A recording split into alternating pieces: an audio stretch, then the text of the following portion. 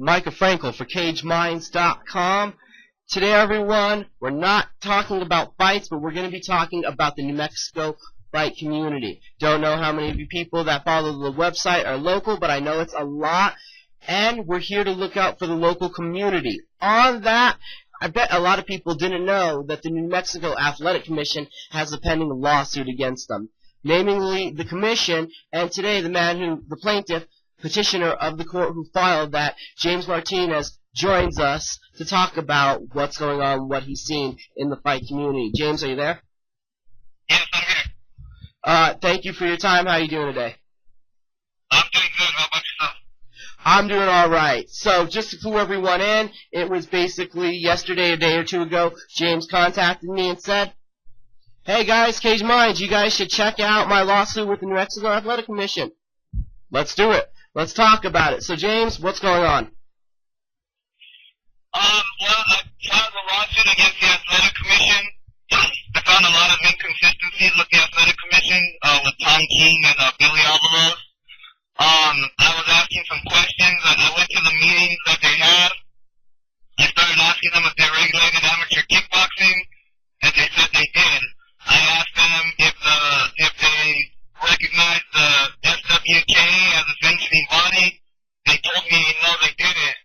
So I started asking questions about how these smokers and these events are able to take place with boxing and kickboxing if they're not following the laws. The boxing is supposed to be regulated by USA Boxing, and I talked to Mr. Chavez, who actually runs the whole USA Boxing for New Mexico, and I asked him about some of these events that were taking place with their USA Boxing sanctions, and he told me no. So I actually called Mr. Espinosa, who's part of the NMAC, and he had told me that these events, that they were USA Boxing. So I asked him if he had paperwork on it that showed that, and he said that these fights were okay because Billy Avalos was there. So we had a commissioner that was present at these illegal events and did nothing about it. I was also told by Mr. Espinosa, when I reported some of these events, that if they had kickboxing there, that they would shut it down, and nothing was done because they were called exhibitions. But in the law, anything that is kickboxing, exhibition, or contest, or whatever it is, still has to be, the fighters have to be licensed, there has to be blood work, and the cornermen have to be licensed, referees, they have to be sanctioned. And these are going on, and my big concern is fighter safety. Want to jump in there real quick. You had mentioned the SWAC, and if they were a governing body, for the people that don't know, can you tell us what SWAC is?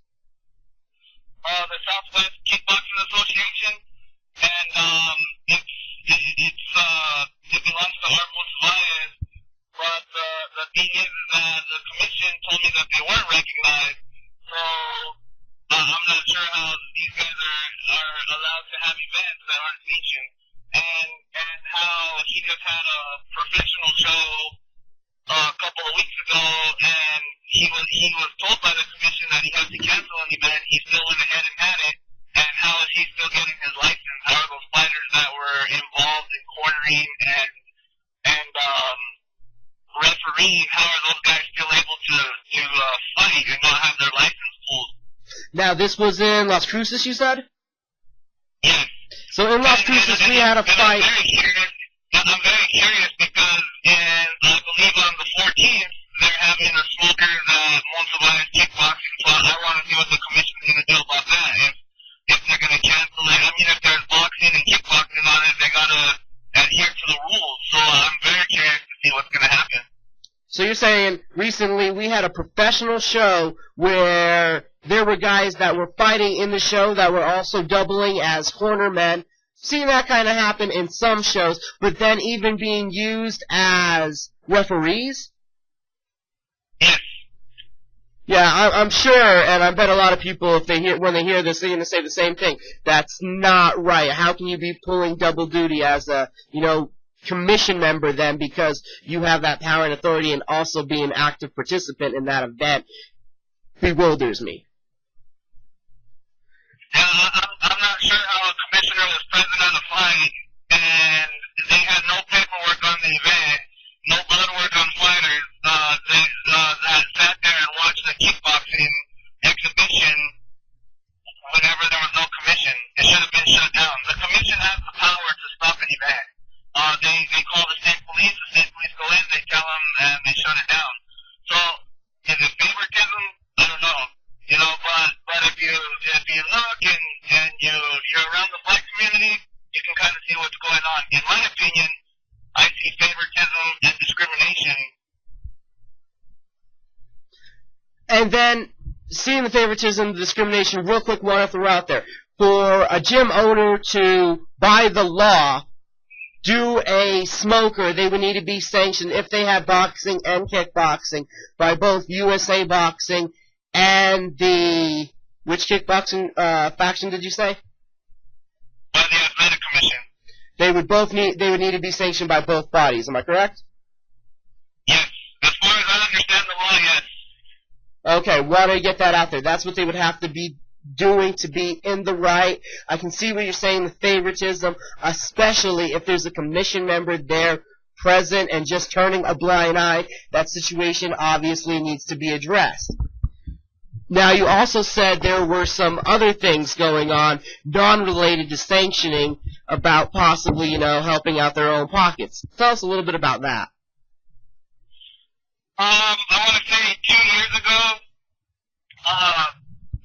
this is whenever Joe Martinez was the head commissioner, I believe.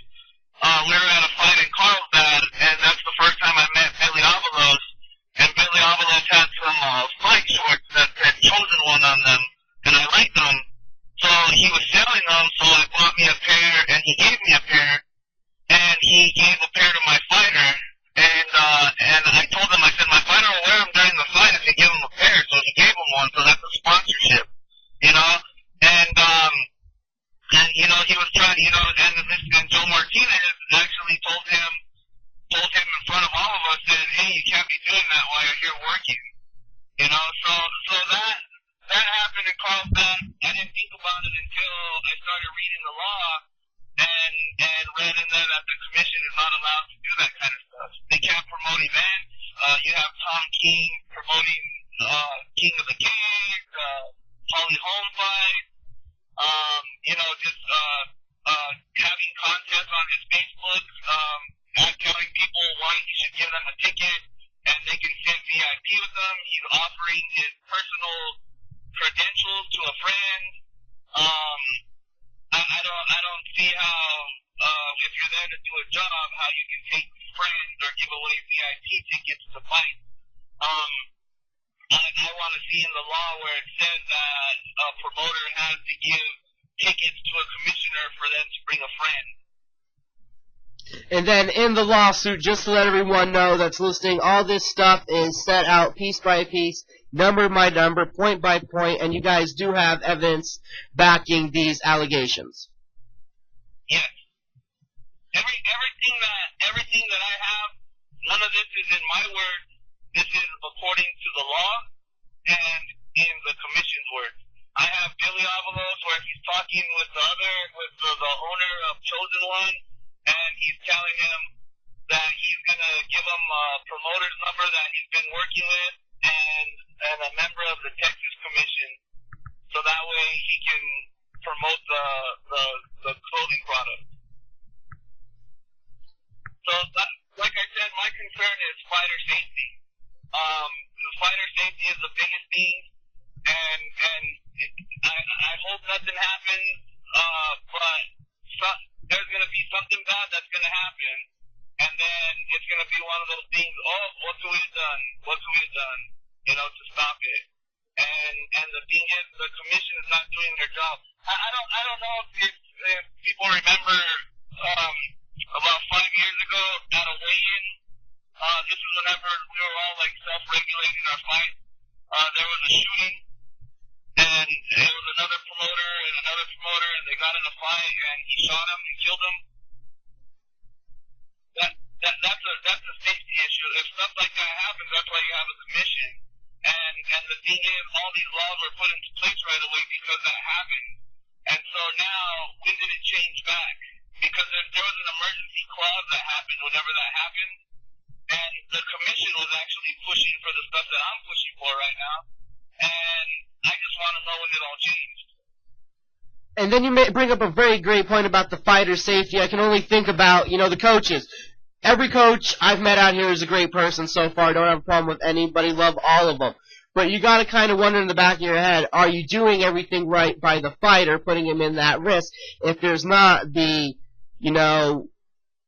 guy that's went through the classes to officiate the fight, if there's not the blood work before the fight. There's the tragic issue right now, of Shane Del Rosario, UFC fighter clinging on for life because he had a heart condition, and it just popped up one day. So any of those things could happen at an unsanctioned event, and that would be obviously even greater of a, atrocity. Well, I think people should take this as a warning. They need to be careful if they're having these smokers and these events illegally, because I know that people don't really think about it, but sometimes they have nurses there, or they have a doctor that's a friend, and if something happens to one of these fighters and they're the ones that check them, there's going to be some major lawsuits, and there's going to be some license pulled, and it's going to be bad for the fight community if this doesn't get straightened out. Now, we've talked about that, and it's the smokers and needing to regulate them, needing to get the right sanctioning bodies on top of it. But we've also had allegations from gym owners that they've kind of been told by the commission that doing a smoker would be a good way to generate money for the gym. Have you heard of occurrences like that? I did. I don't want to say anyone's name, but yes, I talked to a gym owner that told me that the commission that they had a mixed martial arts event, and they lost money. After they paid for everything, they ended up losing money, and that the commission, I believe they said Jenna Vasquez. I guess she was part of the board at that time, but that she told them, or it might have been Tom King, but don't quote me on it because I'm not too sure of the name.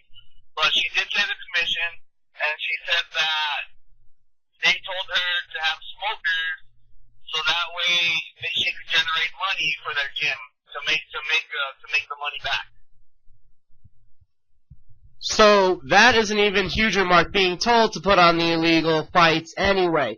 And you bring up a great point when we were talking earlier that a while ago, New Mexico Athletic Commission did a interview themselves with another combat sports website talking about the initiative to move forward, to sanction all this stuff, to get this stuff under control, and that was quite some time ago and nothing's happened. Yeah, I believe that was Tom King, and he, I believe it was in the interview, or it might have been in the minutes at one of the meetings, where he said that he wants to get with the smart people. Well, who is that? Who is he talking about then that he needs to get with? Because this has been going on for a couple of years, so when are they going to regulate it? But the thing is, it's not when they're going to regulate it. They're supposed to be regulating it already. That's the law. You can't change the law. You're supposed to be regulating it already. So from where you're going with the lawsuit, what are your hopes to gain out of this? Obviously, it's to get the commission to do their job as it was outlined when they swore into office or oath or whatever to get into the commission. There's obviously outlines that are being followed. You want those taken care of. What else are you looking for? You were saying that we need a new board because this has been going on too long without moving in a positive direction? Yeah, I think Tom King, Billy Avalos, and Richard Espinosa need to resign. They owe the fight community, and the people. They owe the taxpayers an apology for wasting tax dollars. They owe fighters an apology. They owe promoters an apology. They owe promoters money if they were giving away free tickets to those events, because if they had somebody that wanted to go to those events and those people wanted to go that bad, they should have bought a ticket. They owe a lot of money for doing stuff like that. And that's criminal. You know, that's a criminal charge, you know. People go to jail for shoplifting something that's $5. How is this legal that these people are appointed by Susana Martinez, the governor, and we have these guys in our face breaking the law? Definitely interesting, and right now the case is not in court yet. You've just filed a petition, right? There still needs to be a response from the commission. That's where you're at? Yeah, I believe they have about 10 days to respond. I haven't heard nothing back yet, so we're just waiting for a response. So for yourself, as a gym owner and talking about being a promoter, what is your number one fear in dealing with this current commission? Say again? As a gym owner, as a promoter, what is your number one fear about having an event and dealing with this current commission?